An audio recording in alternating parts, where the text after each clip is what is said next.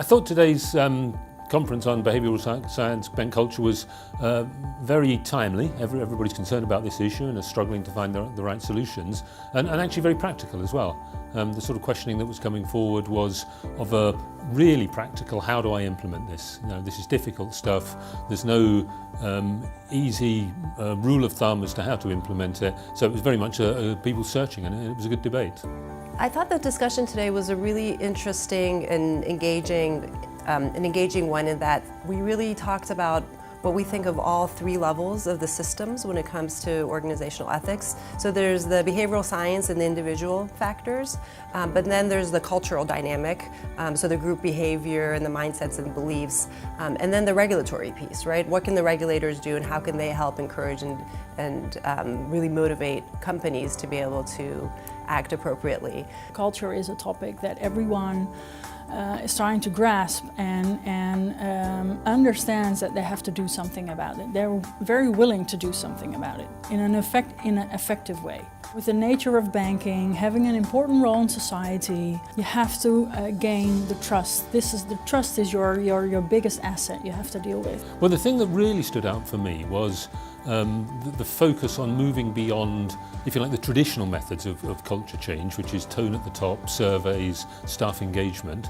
And there's nothing wrong with that, it's all important stuff, it's all good stuff, but moving into big data and trying to understand how much more you can tell about your organisation, about parts of your organisation, if you have a way of collecting and applying machine learning to your data sets. And so that's a relatively new area, but for me that was the most interesting part. You have to start focusing on what kind of signals do I want to track.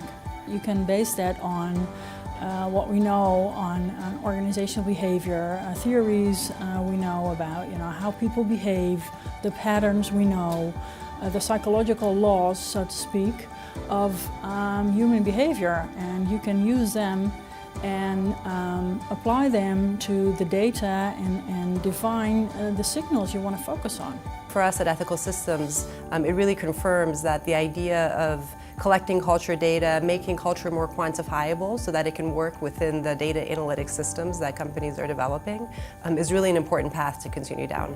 And an important set is not just about data, it's about storytelling as well. And again, we heard a couple of times today, it's about storytelling. You create folklore, you talk about the sort of organisation you are. A speech from a chief executive doesn't change the culture from an organisation. Just changing the compensation culture doesn't change the culture of an organisation. Collecting a data set and responding to it doesn't change it. There are a suite of tools, and the important thing is you have to use the whole set. You can't just use one. A lot of times ethics programs end up being monitoring and surveillance programs, and from the social psychology perspective, that's not really as effective in helping individuals not engage in misbehavior in the future. So I think that certainly by the end of the second session, there was this recognition that the data and the collection of the data is the first step to a much harder question of how do we motivate ethical behavior? How do we put in place systems that work with people's intuitive psychology to be able to engage in better behaviors in the long run?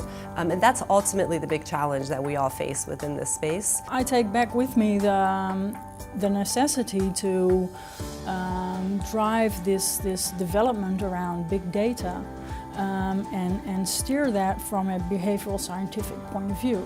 We will have a slightly more mature discussion about data analytics and machine learning. Certainly in the second panel, all of the panelists were talking very much about how much that needs to be part of the toolkit. I think that's really at a very nascent stage now, and that for me was my big takeaway from today's discussion.